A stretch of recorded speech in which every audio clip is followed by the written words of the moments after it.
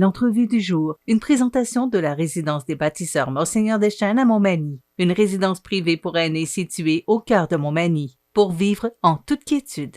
La résidence des bâtisseurs Monseigneur Deschênes à Montmagny, une résidence privée pour aînés située au cœur de Montmagny. Personnel compétent, service 24 heures sur 24, infirmière, entrée sécuritaire contrôlée et plus encore. La résidence des bâtisseurs Monseigneur Deschênes pour vivre en toute quiétude. Mon prochain invité, c'est M. Serge Kirouac, qui est directeur général de la Coop de services à domicile. M. Kirouac, bonjour. Bonjour. Content de vous recevoir chez nous. Bien, merci beaucoup. Content d'être là. Bon, M. Kirouac, il y a une réalité. Puis là, je pense qu'avec la pandémie, c'est encore plus réel que c'était. C'est que les gens veulent de plus en plus rester à la maison. Et ça, vous m'avez apporté ce point-là.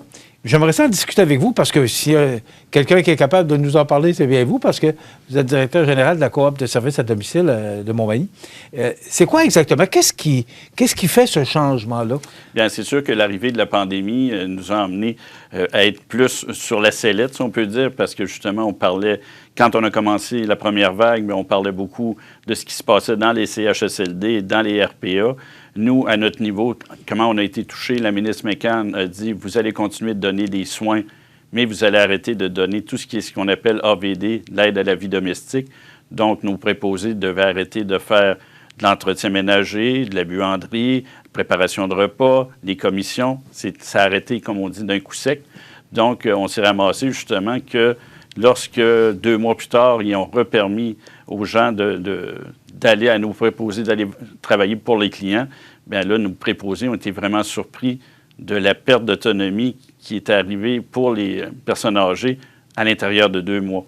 Donc, ce qu'on s'est aperçu... Qui était dû à quoi, au juste? Qui était dû, bien, tu bouges moins dans la maison, ton entretien n'est pas fait, tu n'as pas personne qui vient te voir parce que là, les visites... En fait, souvent, notre préposé est la visite de la semaine de la personne âgée. Donc, il perdait tous ces repères-là. Et ce que ça a fait, bien, c'est justement à moins bouger, tout ça, les chutes, tout ce qui pouvait arriver, un vieillissement qu'on peut dire accéléré, bien, on a pu en faire le constat. Votre rôle exactement, M. Kirouac, votre équipe, là, c'est quoi exactement? Bien, nous, en fait, c'est un support. Lorsqu'on a vu justement au début de la pandémie, les personnes âgées pouvaient voir à la télévision beaucoup de reportages sur ce qui se passait dans les CHSLD. Et là, ça a été un déclic pour plusieurs de dire, bien, moi, je veux rester... Et on comprend pourquoi, hein? Bien, c'est ça. Moi, je veux rester le plus longtemps possible chez moi. Là, je ne veux pas avoir ce genre de vie-là. Je veux vivre dans ma communauté. Et là, c'est justement que notre réseau provincial a été en contact constant avec le gouvernement durant la pandémie pour dire, bien, nous, on est là pour pouvoir donner des services pour que les gens puissent demeurer à domicile. Et d'ailleurs, avec la première vague, notre réseau provincial, ce qu'ils ont fait, c'est qu'ils ont fait un mémoire qui s'appelait « Chez moi pour la vie ». C'est une 30aine de pages pour dire au gouvernement, oui, les gens veulent demeurer chez eux. Est-ce que c'est possible? Bon, ma question, c'est est-ce que c'est possible pour tout le monde? Ou, bien, en fait, parce que vous voyez ces gens-là, vous voyez dans quelles conditions ils sont. Parce que nous, on ne les voit pas, mais vous avez un contact direct avec ces gens-là? Bien, nous, ce qu'on voit, c'est que les montants d'argent mis au niveau du soutien à domicile au Québec sont insuffisants. Moi, en tout cas, l'exemple extraordinaire qu'on a, c'est le Danemark. Le Danemark, ça fait des années, peut-être même des décennies, qui prennent soin de leurs aînés. Si on regarde, exemple, au niveau des soins de longue durée, nous, au Québec, le pourcentage du budget qui est consacré à ça, c'est 17 % pour le soutien à domicile. Si on va au Danemark, c'est 73 %.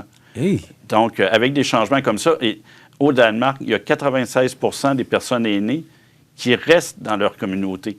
Nous, ici, ce n'est pas le cas. On a un peu un processus au Québec, en tout cas qui existe depuis longtemps. Tu restes dans ta maison. Après ça, ta maison, c'est une résidence. Après ça, un CHSLD. Si tu n'es pas chanceux, c'est les soins palliatifs et c'est la mort. C'est à peu près le processus québécois. Et ce qu'on s'aperçoit avec le vieillissement de la population, bien, les gens se disent, bien, moi, je ne veux pas vieillir comme ça. Je veux encore faire partie de ma communauté. Je veux être au travers de mes gens. Et la façon de pouvoir le faire, c'est soit de rester dans son logement, de rester dans sa résidence le plus longtemps possible, ce que des services comme le nôtre permettent de faire. Est-ce qu'on comprend que le gouvernement s'occupe pas ou s'occupe peu des personnes âgées? Bien, je peux dire qu'il y a eu un réveil, puis de toute façon, il y a eu un son de cloche brutal, je dirais, là. assez provincial, parce que justement, nous, ils nous ont redonné des montants.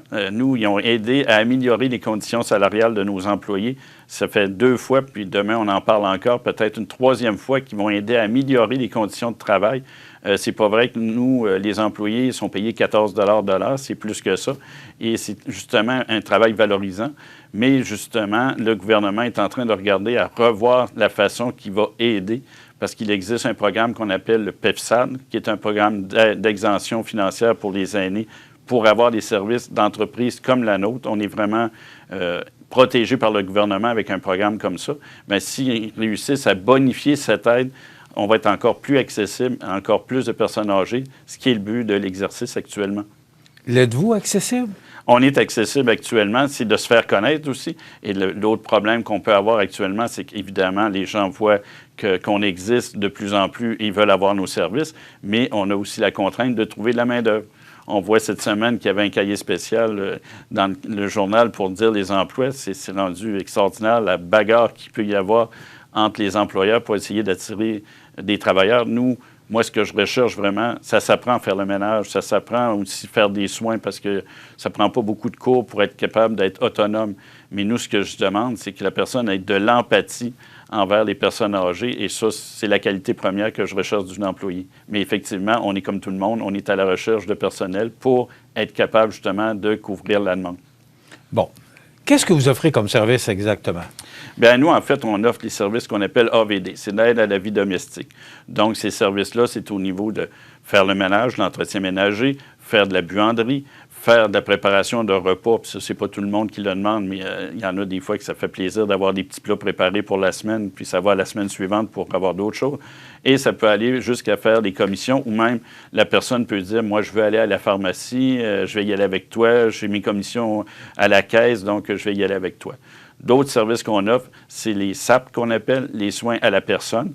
Ça, c'est évidemment des soins personnels, style donner des bains, de faire les levées le matin pour des personnes, d'aller donner les médicaments. C'est vraiment des choses qui se relient beaucoup au modèle de la santé, là. Et le dernier service qu'on offre, c'est le service de répit. Le service de répit, c'est pour les proches aidants, justement, leur permettre d'avoir une pause dans une journée pour pouvoir aller prendre l'air, tandis que notre employé va demeurer avec la personne aidée. C'est en gros ce qu'on fait comme service. Bon, on se comprend que même si vous êtes une coopérative, vous chargez pour ça, là. Vous ne faites pas ça gratuitement, là. C'est ça. C'est pour ça qu'actuellement, le programme PEFSAD est accessible pour les services d'aide à la vie domestique. Ça peut être des supports monétaires selon les revenus de la personne qui peuvent aller pratiquement de 4 à 18 de l'heure. Mais ce que travaille notre réseau provincial actuellement, c'est de rendre aussi ce programme-là accessible pour les soins et pour les répits. Et ça, c'est une des choses importantes. Et nous, ce qu'on veut, évidemment aussi, c'est d'être protégés avec ce programme-là, parce que je vous avouerai qu'actuellement, il y a beaucoup de monde qui cogne à la porte du gouvernement pour dire « je suis capable de donner des services à domicile aux personnes âgées ». Beaucoup de gens y voient des opportunités énormes. Il y a des gros joueurs qui se créent pour essayer d'offrir des services. Mais en même temps, nous, ce qu'on dit au gouvernement, on est à but non lucratif. Donc, on est traité comme une OBNL, même si on est une coopérative. Notre but, c'est pas de faire de l'argent sur le dos des aînés, rien, c'est de donner les services et d'être capable de payer nos employés. Mais il n'y a pas une recherche de profit excessif là, pour se repartager, là, de voir que c'est une opportunité pour faire beaucoup d'argent. Les programmes dont vous parlez, est-ce que tout le monde y a droit ou est-ce que c'est catégorisé? Comment? Bien, le PEFSAD, il faut avoir 18 ans et plus. Donc, c'est assez accessible à tous. Okay. Il y a des programmes aussi d'exonération pour les personnes de 70 ans et plus. Ça, on peut les aider. On remplit la paperasse pour que ces personnes-là aient droit. Nous, ce qu'on fait de toute façon, c'est lorsqu'on a une personne qui veut avoir nos services, exemple, pour de l'entretien ménager, on a une personne du bureau qui va visiter la personne, regarde les lieux pour regarder c'est quoi un peu le travail qu'il va y avoir à faire à cette place-là et lui donne toutes les explications sur le coût exact que ça va lui coûter. Donc, la personne sait exactement, si je prends 3 heures d'entretien, bien, ça va me coûter tant par semaine, par 2 semaines. Ça dépend de la façon qu'on veut avoir le service. Est-ce que vous êtes accessible à tout le monde? C'est ça que je comprends. C'est un service que vous pouvez donner à tout le monde. Les gens qui nous regardent aujourd'hui, qui veulent rester à la maison, vous allez les rencontrer et vous leur parlez de ces programmes-là disponibles, vous les aidez, parce que ce sont des gens âgés. C'est pas tout le monde qui est capable de pouvoir, qui a un ordinateur ou... C'est ça, il y a souvent... Est-ce que c'est vous qui aidez les gens à pouvoir avoir les programmes? C'est nous qui aidons, qui remplissons les formulaires. Souvent, lorsqu'on va une première fois, si la personne est une personne âgée qui demande un peu d'aide, on va avoir un fils ou une fille qui va être présente pour voir exactement qu'est-ce qu'on offre comme service, quel en est le coût, est-ce que la personne a les moyens d'être sûre qu'elle a le droit à tous les programmes. C'est quoi ses besoins aussi? C'est quoi ses besoins, c'est ça, parce que je vous dirais qu'il n'y a pas un appartement pareil et les personnes, nous, quand ils vont faire le ménage, s'il y a une potiche à terre, la personne va dire, il faut qu'elle soit à la même place quand tu vas partir, déplace-les pas, il faut qu'on laisse les lieux comme on les a pris, mais disons, nettoyés. Et c'est vraiment intéressant. Mais ce qu'on voit aussi, c'est que nos préposés développent une complicité. Il y a des gens, en tout cas, qui ont hâte à la visite de notre préposé dans la semaine parce que souvent, c'est la seule visite qu'ils vont avoir. Ça leur fait quelqu'un pour jaser un peu? Ah, c'est ça, parce que nous, on dit que c'est sûr que la personne qu'on emploie sait qu'elle doit faire le ménage, faire d'autres tâches. Mais elle sait aussi que c'est important qu'elle écoute la personne, qu'elle parle avec, parce que c'est un besoin, puis ça devient vraiment... des fois, il se développe une amitié. Souvent, j'ai des préposés qui me disent qu'ils connaissent plus leurs clients que leurs enfants. Donc, c'est vraiment... Ils sont encore plus confidentes que les enfants. Est-ce que vous parliez de pénurie de main-d'œuvre tantôt, est-ce que vous avez assez de monde pour répondre à la demande? Est-ce que vous êtes assez connu pour savoir que les gens... savent que la coop de services à domicile existe? Comment? Bien, actuellement, c'est sûr qu'on travaille sur des projets pour faire connaître plus la coopérative. On s'aperçoit des fois qu'on pense qu'on est connu, même de gens qui donnent leur nom pour travailler, puis ils disent, bien, je ne vous connaissais pas. Puis pourtant, la coopérative, l'an prochain, ça va faire 25 ans qu'elle existe. Mais là, on voit qu'il commence à y avoir une sorte d'explosion de la demande.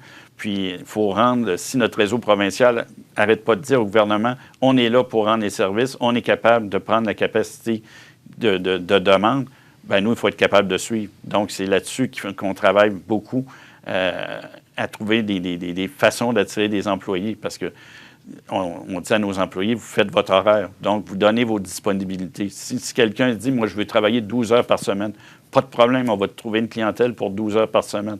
Souvent, c'est des personnes, on va dire, à peu près dans une quarantaine d'années.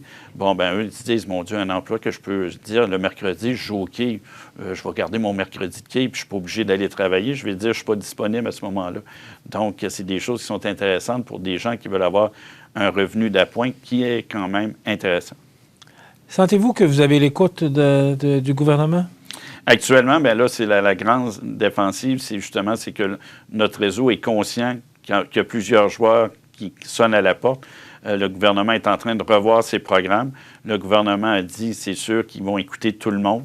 On est prioritaire parce qu'on était là au départ, avant la pandémie. On était pratiquement les seuls connus qui donnaient ce genre de service.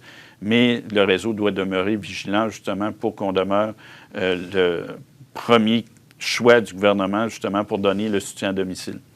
Vous revenez souvent là-dessus, puis vous me l'avez fait parvenir par courriel aussi. Vous sentez-vous menacé? Actuellement, non. Parce que, par la compétition, je parle, là? Bien, je vais dire on a beaucoup de références qui viennent par le CIS de Chaudière-Appalaches. Et je peux dire que dans la région de Chaudière-Appalaches, il existe 7 coopératives répartis à différents endroits. Et la relation est extrêmement bonne avec le CIS. Eux ne cherchent pas d'autres partenaires actuellement. Ils sont vraiment axés dès qu'ils ont des demandes pour des services. Une belle complicité, là. Ah, c'est vraiment... moi, par rapport à d'autres endroits au Québec, là, je peux dire qu'ici, le CIS de Chaudière-Appalaches, avec eux, on a une relation que je pense que beaucoup d'autres régions ont envie au niveau des coopératives. Qu'est-ce qui fait que vous avez cette belle coopération-là? Bien, je pense qu'il y a du donnant-donnant. C'est ça. Il y a du donnant-donnant, si on peut dire, ouais. Qu'eux nous disent, bien là, peux-tu me rendre service? Là, j'ai une AS, en tout cas, c'est comme ça qu'ils appellent là, leurs préposés, eux qui vont à domicile, bien, qui n'est pas disponible, puis tout ça. J'aurais une madame, il faut donner un bain, pouvez-vous y aller? Mais quand tu réponds tout le temps oui, ça vient qu'à un moment donné, puis nous, on leur dit, bien là, on aura une préposée qui est libre, là, si vous avez des références à nous donner. Puis on a vu que puis la relation entre la personne à l'affectation chez nous et les travailleuses sociales est vraiment très, très bonne. c'est ça qui fait un peu le succès. Là. En quelques secondes, les gens qui travaillent chez vous, est-ce qu'ils ont une formation? Est-ce qu'ils doivent avoir une formation ou est-ce que vous les formez? En entretien, nous, c'est sûr qu'il y a une personne qui va accompagner peut-être dans 1-2 journées pour voir vraiment, d'avoir la même approche. Ça, c'est important, de toujours avoir la même approche qui caractérise justement la coop. Et en même temps, bien, au niveau des soins, qu'est-ce qu'il faut faire? Il faut avoir trois formations de base, là, le RCR, le PDSB, qui est les principes de déplacement sécuritaire de personnes, puis aussi, c'est ce qu'on appelle la compétence 7, qui est l'administration de médicaments. Et là, ça a l'air peut-être très gros, mais c'est 3 formations qui prennent chacune 2 jours à donner. Donc, on peut dire qu'avec 6 jours de formation, une personne peut aller donner des soins, puis il n'y a pas de problème. Nous, après ça, ce qu'on fait, c'est de parfaire sa formation avec des formations additionnelles. J'avoue que ça fait longtemps qu'on n'a pas entendu parler de vous. Je trouvais ça important de vous recevoir aujourd'hui. Bien, on va continuer. Mais vous gagnez peut-être à être plus connu. Bien, c'est sûr que nous, on souhaite vraiment, au niveau de la population, avec ce qu'on entend parler des personnes qui veulent demeurer à domicile, bien, c'est ça notre travail, puis on veut s'organiser pour le faire le mieux possible. Merci beaucoup, M. Serge Kerouac, qui est directeur général de la coopérative de services à domicile, 248-2433, 248-2433, la coop de services à domicile à Montmagny. Merci d'avoir été avec nous. Merci de m'avoir invité. Ça fait plaisir. On s'arrête dans quelques instants, les grands titres de l'actualité avec José Soucy.